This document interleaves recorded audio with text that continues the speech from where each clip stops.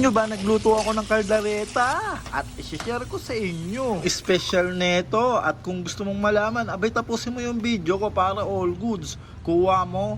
Tara, let's go! Yo, what up? Kumusta kayo? Happy New Year nga pala sa ating lahat. Ngayong araw na to ay magluluto ako ng kalderetang baboy. Tara, simulan na natin to. Let's go! At eto, yung mga sangkap na gagamitin natin. Yan, may carrots tayo dyan. At meron din tayong bawang at sibuyas tsaka bell pepper. At gagamit din tayo ng patatas dito. Yan.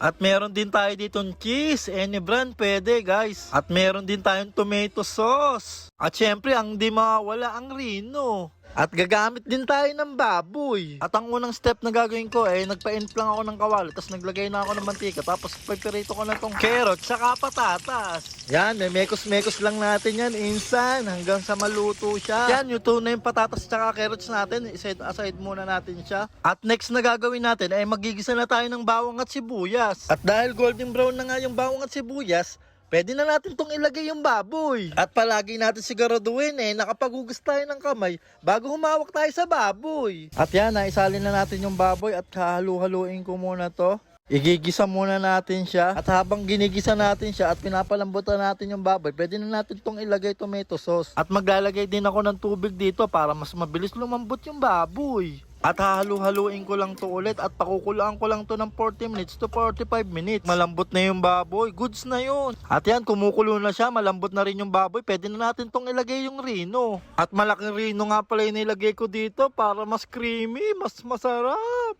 At yan, mekos-mekos ulit natin yan, insan, para mabilis matunaw yung Rino. At yan, pwede na tayo maglagay ng cheese. Bali, optional nga lang pala to. Pwede naman kahit di na kayo maglagay. Dahil gusto ko ng cheese, maglalagay ako ng cheese para may twist, diba? Siyempre, gusto ko espesyal para mas masarap. At sa pagkakataon na to, malambot na yung baboy, kaya pwede na natin ilagay itong patatas at carrots.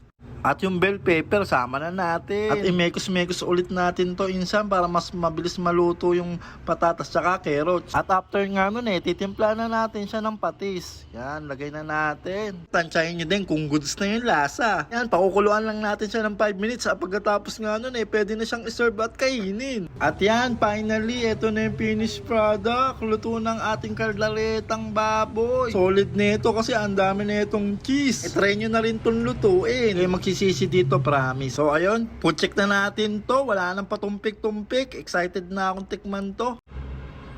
Wow, sobrang solid. Ang sarap. Goods na goods. Quality, panalo.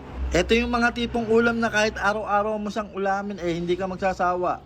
So ayun, siguro dito ko na rin tatapusin yung video ko. Maraming salamat sa panonood. Hanggang sa muli. Aki kabuat. Peace out. All good. Gang, gang. See you sa next vlog.